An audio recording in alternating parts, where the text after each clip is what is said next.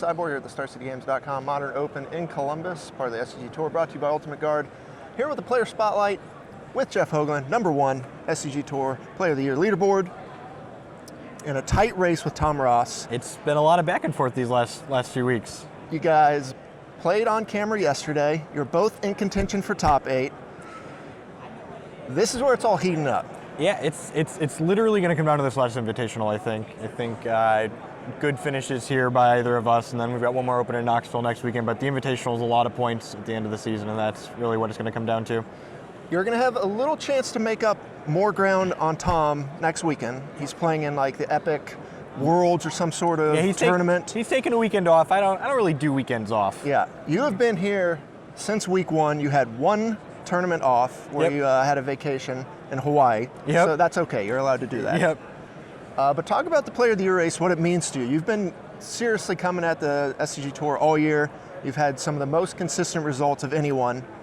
What's it mean to you? Yeah, so when they announced the structure for this year, last year, I talked to my wife and it was just like, whatever I have a good invitational finish at, I'm going to take a run at that season and make sure we lock up that season invite. And then I happened to top 16 that first invitational in Vegas, and I was like, all right, I guess this is it. And then I top 8'd the first 2 opens this year with Kiki Cord, and at the end of the season, I was looking at the standings just like, this Player of the Year thing might actually be like something that could happen. Yeah. I definitely wasn't on the board at the start, but like heading into season 2, I was like, well, because I won season 1, I had free open entry, and I was just like, well, I might as well keep showing up, right? And we had some more good, solid, consistent finishes and just been slowly pushing through.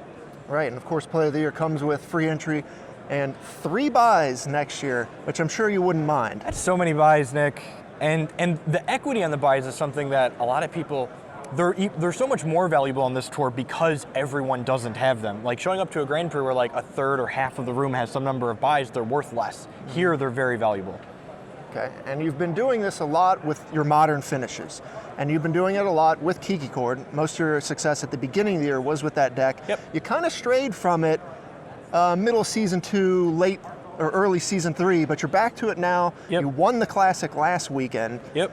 You're in contention for top 8 this weekend. What's changed, or you just kind of fell back into your old ways?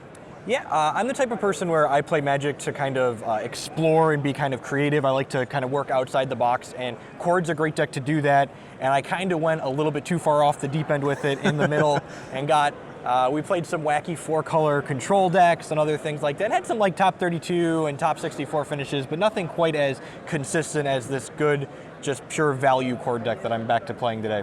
Okay, and anyone who's kind of seen your stream knows you're one to kind of break into the new decks, try every new card when it comes out. Yep. Talk about your stream, because you've been doing it for a couple years now. It's been growing. You've got the sponsors and all that kind of stuff. Yeah, we do. What we do is a little bit different, actually similar to the SCG Versus series. We record paper Magic every week on my live Twitch stream, and then I archive it to my YouTube channel. You know, people always like, oh, how can I find out what you are thinking about? The deck that I won the Classic with last weekend, we played on stream the week before, card for card in the main deck. Like we don't have a bunch of secrets. We're just like, we're having a good time and trying to figure out new sweet things to play, and we do it live for everyone. Okay. Now, as someone who's been going in on the Player of the Year race, and you mentioned, you know, you told your wife, you know, I'm going to kind of do this. You're also, you know, hashtag MTG Dad. How's life, you know, with children, balancing everything, you know, all the things you do with Magic? Yeah, the one question I always give people is, man, your wife lets you do a lot of stuff. And she's a very wonderful woman, but you know, just like everything in a marriage, like we have to both be on board. She doesn't let me do stuff. We work on things together, and she has things that she likes to do, and it's all about balance and things like that. Make sure we have plenty of family time on top of the work and travel. And have you got her into Magic? I know she does some of the Hex stuff with you online as well. Yeah, she played Magic a little bit when we did like F&M and stuff like that, but she isn't super into like the big groups of people and tournaments like this, so the digital stuff has been more her cup of tea. She played a lot of Hex. All right, so what do you do when you get time outside of Magic and family and travel and all that? What else do you do? I know you're used to do some teaching. Yeah, I have a master's in mathematics, so every once in a while I'll see a posting for a class that they're looking to fill at one of the local colleges, and I'll pick that up. I like teaching an introductory statistics class this semester. That's always a good time. It's kind of neat to see how other people think about probability and statistics, because the people that like tend to play Magic, they're more apt at that, and it's interesting to see how other people kind of think through things like that. Okay, as a kind of a notable brewer and someone who plays a lot on the SCG Tour, what would you tell people who are kind of trying to break into the tour and people that kind of like to experiment as well? Do you have any advice for them? Some of the best testing you will get is just coming out and playing. People always say, how do you start playing?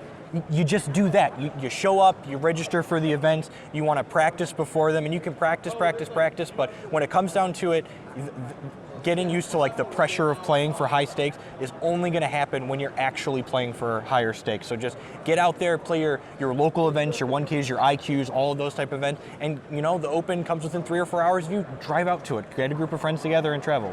Okay, well, you're already qualified for the Players' Championship, so it's going to be your second of those. You're excited? I am. I'm ready to improve on the top 16 finish from the first one. Right. Top 16, strong finish. Could have done a little better.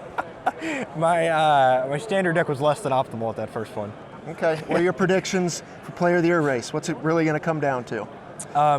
The fact that I was a little surprised that Carpenter wasn't here this weekend, because with an open spike or two, he could have possibly been in talks, and Lissette's not here either, so it's pretty much just Ross and I at this point. So we'll see where this Open finishes. If I'm 6 points up on Tom, and if he gains ground here, I've got Knoxville next weekend, and then like I said, ultimately it's going to be who can spike the Invitational if one of us can do that. All right, well you guys have given us a great ride.